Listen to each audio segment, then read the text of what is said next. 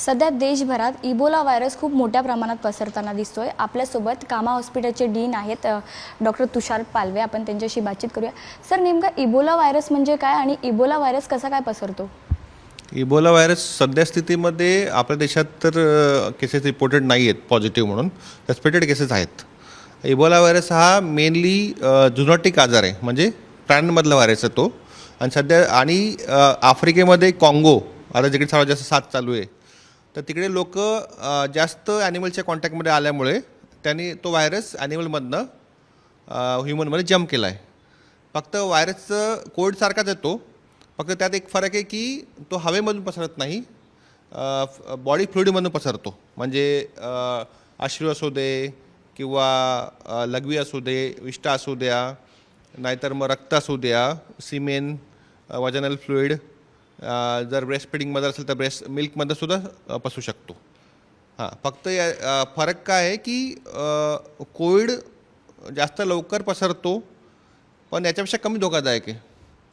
हा कमी जरी पसरत असेल धोकादायक खूप आहे. म्हणजे याचा मॉर्टॅलिटी रेट जर आपण ट्रीटमेंट दिली नाही तर 60% आहे. सर, इबोला व्हायरसची नेमकी लक्षणे कोणती आहेत? हा व्हायरस आहे तो शरीरातील सगळ्या सेल्सवर ॲक्ट करतो. म्हणजे जर तोंडातनं आतमध्ये गेला तर पहिले तुम्हाला सोअर थ्रोट होईल, फिवर येईल, बॉडी एक, मसल एक, हेडेक आणि हाय ग्रेड फिवर. हे सिम्पटम्स पहिलेचे आहेत. म्हणजे व्हायरस शरीरात गेल्यानंतर ते 2 ते 21 दिवसामध्ये कधी सिम्पटम्स येऊ शकतात. तर 3-4 दिवसांनी असे सिम्पटम येतात आणि जर ट्रीटमेंट झाली नाही तर पुढे मग वॉमिटिंग, डायरिया होतो. डायरियामुळे नंतर त्याला हायपोटेन्शन आणि शॉक होऊ शकतो. ट्रीटमेंट जर परत बरोबर झाली नाही तर त्याला लिव्हर फेल्युअर आणि किडनी फेल्युअर होतं. आणि तसेच ब्लिडिंग चालू होतं. म्हणजे ब्लिडिंग कुठूनही होऊ शकतं. एकतर नाकामधून होऊ शकतं, लघवीमधून होऊ शकतं, टॉयलेटमधून सुद्धा होऊ शकतं, उलटीमध्ये सुद्धा होऊ शकतं. म्हणून याला दुसरं एक नाव आहे की इबोला हिमोरेजिक डिसीज. प्रशासनाकडून या इबोला व्हायरसची काळजी कशी घेतली पाहिजे? कोणत्या उपाययोजना राबवल्या पाहिजे इबोला व्हायरस असा पसरू नये जेणेकरून? याच्या जर पसराव नको तर प्रिव्हेन्शन जास्त महत्त्वाचं आहे. म्हणजे आता मुंबईमध्ये सगळे गर्दीचे एरिया असतात, तिकडे आपण फिजिकल कॉन्टॅक्ट कमी ठेवावा, कारण की हा बॉडी फ्लुइडमध्ये पसरतो, म्हणजे घामातून सुद्धा पसरू शकतो. आपण जेव्हा घरी येतो तेव्हा पहिले आंघोळ करावी आणि मग बाकी गोष्टी कराव्या. जर बाहेर असू तर आपण जे हात पब्लिक प्लेसला टच करतो ते डोळ्याला किंवा तोंडाला, नाकाला लावू नये. आणि गव्हर्नमेंटकडनं काय सेवा हवी, तर आता सध्या स्थितीमध्ये आम्ही आमच्या रुग्णालयात त्याच्यासाठी 8 बेड आयसोलेशन तयार केलेले आहेत. त्याच्यामध्ये 4 बेड मुलांसाठी आहेत, लहान मुलांसाठी, आणि 4 बेड बायकांसाठी आहेत.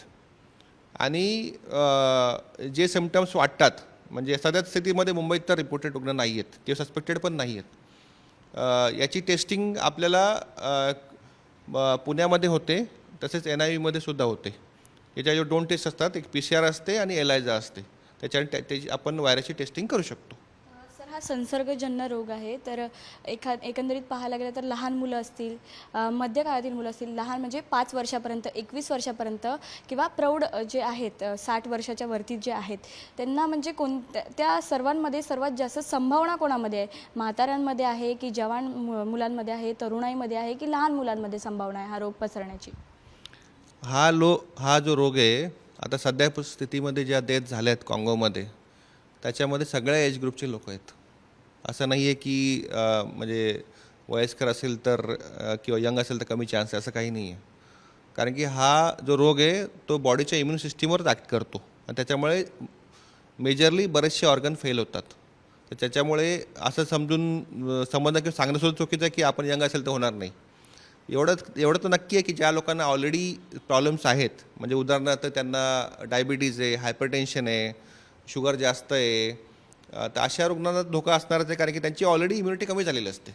मग त्याच्यामुळे जे 60च्या वर लोक आहेत आणि ज्यांना ऑलरेडी बाकी आजार आहेत, तर त्यांना हा चान्स जास्त आहे. सर, इबोला व्हायरसची लक्षणं तुम्ही सांगितलीत, इबोला व्हायरस कशामुळे होतं हे सुद्धा तुम्ही सांगितलं.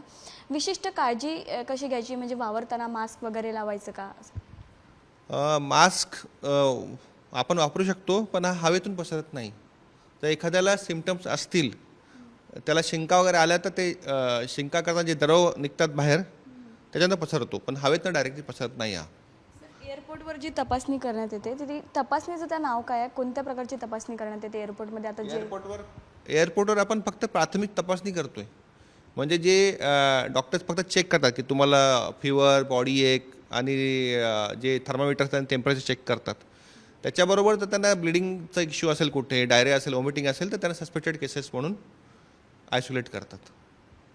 तर इबोला व्हायरसबद्दल संपूर्ण माहिती आणि इबोला व्हायरस कसा पसरतो, इबोला व्हायरसचे परिणाम कसे होतात, या संपूर्ण गोष्टीची माहिती आपल्याला डॉक्टरांनी दिली आहे. कॅमेरामॅन रोहितसोबत साक्षी यादव, साम TV, मुंबई.